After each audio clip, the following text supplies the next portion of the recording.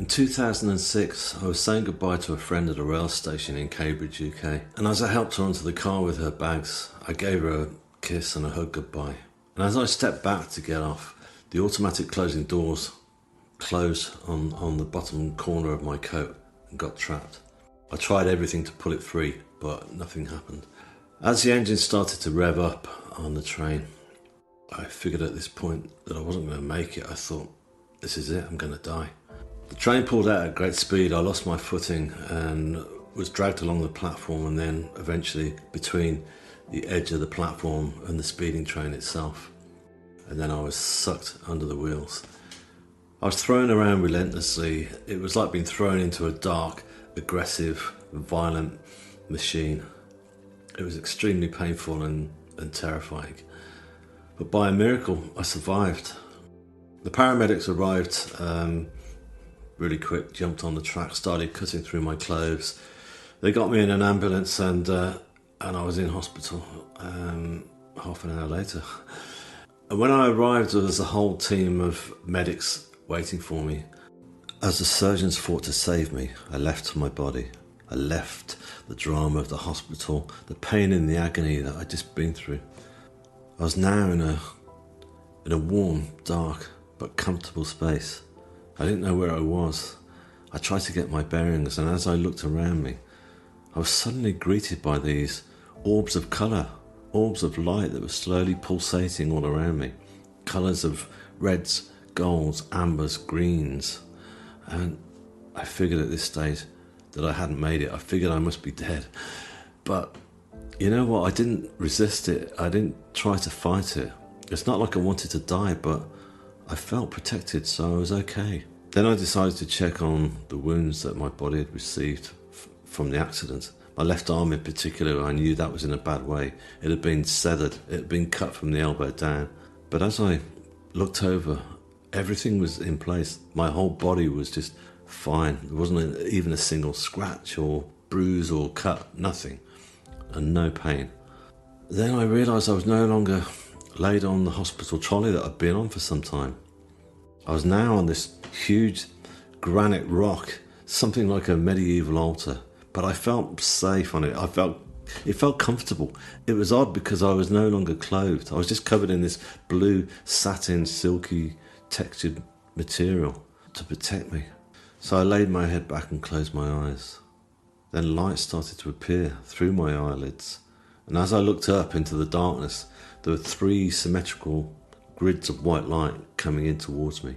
The light was so bright that normally with the human eye you wouldn't be able to look into it, but in this realm it was possible.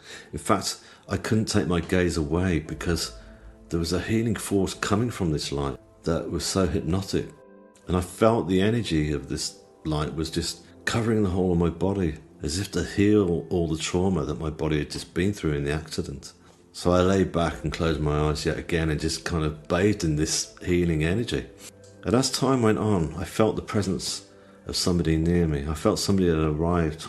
So I lifted my head and I looked, and there stood at my feet was this beautiful androgynous being wearing a very simple contemporary black t-shirt with this white blonde hair, but this skin that was glowing from within. It was radiating light that was just so amazing. In this realm there was no sound, only telepathy. And as I looked at this person, I figured that I'd known this person for a long time, throughout my whole life and beyond. And I said out loud, I know you, don't I? Who are you? Who are you? Where do I know you from? And he or she just gave me this knowing smile. And I was being told, you are safe, you are protected. So I laid back my head and closed my eyes, feeling safe in the presence of this being of light. Then I became aware of 2 people either side of me. So I opened my eyes again, and to my right there was a girl with dark skin and long brown hair in a simple dress, whereas the girl to my left was wearing a more traditional outfit. She was either Asian Indian, American Indian, or maybe Brazilian in appearance. But they both had their hands slowly hovering over my body. They were healing me, but the healing energy that was coming from their hands was different. This was one of unconditional love. that seemed to be going beneath the surface. They were healing the wounds to my soul. They were healing all the injuries and the hurt that I'd had over the years that we all carry with us. You know, the baggage, as we call it. That baggage was being taken off me bit by bit. It felt like they were peeling off all the layers and getting down to the pure essence of my soul. It was like they were giving my soul a chance to breathe and to flower. I felt myself open up to the universe. I felt universal energy coming through their hands. It was tremendous. It was so liberating. I'd never felt this in the whole of my life. And everything started to make sense. Everything was clear that my whole life had been thwarted by concerns about the past. I was so focused on the past. I was so focused on past mistakes, past opportunities that I thought I'd missed, or I was concerned about the future, where my life was going to go, because my life at this point, up until the accident, was in a mess. I was broke, I was running out of money, but suddenly it didn't matter, you know. There was no sense of worrying about the past or the future, because I suddenly realised that in this realm, that time did not exist. Time was irrelevant. The only thing that really mattered was the present moment. Then I started to think about my family, because they turned up at the hospital. They were upset, they were traumatised by the whole thing. You know, my mum was in tears, I remember. But when I thought about them now, it wasn't like me of old. Me of old would have been feeling guilt and shame, like it was all my fault that this had happened. All that had gone. All I felt was just pure love for them. That was the only concern I had, was love. So I tried to ease my way over the side of this huge rock, hoping to see my family. But as I looked down, I couldn't see them at all. Instead, I was looking at this incredible sight. It was an awesome waterfall of stars. It was incredible. It was like something the size of Niagara Falls, let's say. But instead of millions of tons of water falling over the edge, it was billions of stars sparkling and shining, shooting stars just falling down, cutting through one galaxy into another. And as my eyes focused, I was seeing colours, nebulas forming. I was looking into infinity. I realised that now I was no longer in what I figured to be a small, warm, darkened space. I was in the universe itself, and I felt the presence of that universe. I felt the energy of that universe moving forward, and I was moving forward with it. I was part of the universe. We all are. And that was the moment of realisation. Again, a moment of telepathy. So I pulled myself back over onto the rock, and I remember saying to myself, okay, well, I can't see my family, but that's okay, because they'll be fine. They'll be experiencing all the wonders and all the joys that I'm now experiencing myself at some stage soon. So I laid my head back and closed my eyes and continued to enjoy all this healing energy that was coming through. And I learned that all three of these beings, the being of light, the two female forms either side, giving me all this beautiful energy of love, had been with me throughout the whole of my life. They'd been there watching over me, and I just hadn't known it. I just hadn't been able to connect with them or tap in. But now I was. Now I was completely connected with my guides. But the most profound moment of my whole near-death experience was to happen at the end. I actually felt it before I saw it. Again, I was laid back, absorbing all this beautiful energy of love that was coming through the hands of the healers. There was a shift. That energy suddenly became more intense. It became more powerful, and I knew something had changed. So I opened my eyes and lifted my head, and there ahead of me, coming through the stars, coming through the universe itself, was this huge tunnel of white light surrounded by dramatic flames that normally I would have been terrified by this whole sight, but now all I felt was joy and excitement as to what was happening. And then I was being told that what I was looking at here was the source of all creation. This was God. This was not the image of God that I'd always imagined God would look like in the textbooks from school, or the images of the guy with the beard on the ceiling of the Vatican or whatever. This tunnel of white light, this pure white light that was causing every single molecule of my body to vibrate with love, was the source of all creation, and this was where it was at.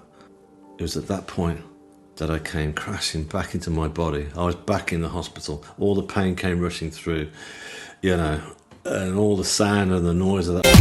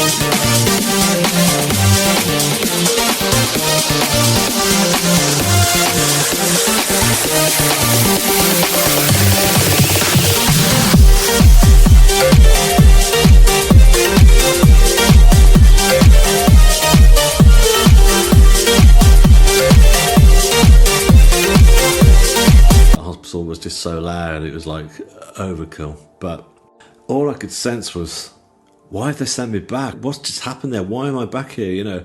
And what is my mission, basically? I didn't feel a sense of like disappointment. I was still filled with love, and I thought, okay, what is my mission? I was then taken into the operating room, and 8 hours later I was coming through from the anaesthetic. I remember, yes, okay, I was trying to process, you know, the enormity of the accident, going under a train, and the fact that, you know, my whole body was just in agony at that point. But ultimately, I was just focused on this incredible spiritual journey that I just had. So I decided for the first time in my life that I was going to create large dramatic paintings of what I'd seen in the afterlife, large canvases, just like the ones that the Renaissance painters used to do, the big biblical scenes. That's what I was going to do. So when I got out of hospital, I got to work. Once I was well enough to start, once I was fit enough, months later, I started painting. Yes, I was apprehensive at first because I didn't want to get this wrong. But as soon as I started to create the first painting, I knew that I was being helped. I felt like I was still attached to that other realm. They were giving me like a crash course on how to apply paint to a canvas, how to create flesh tones, tones of light, and all those things. I was then inspired to start writing music to tell my story. I was inspired to start writing classical music for orchestra with no formal training, and in fact to this day I can still not read or write a single note of music. And I realised this is all happening because I'd continued to be in that space. I continued to stay in the present moment and let go of the past.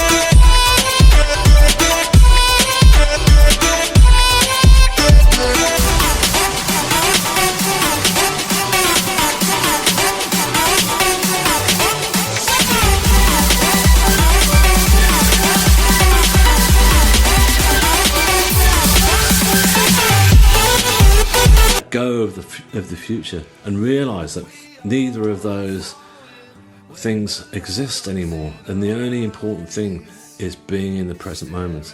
Once you allow that, then you find peace. Then you find that you can hear your inner voice, your true authentic self, and what you're meant to be doing. Staring lost up at the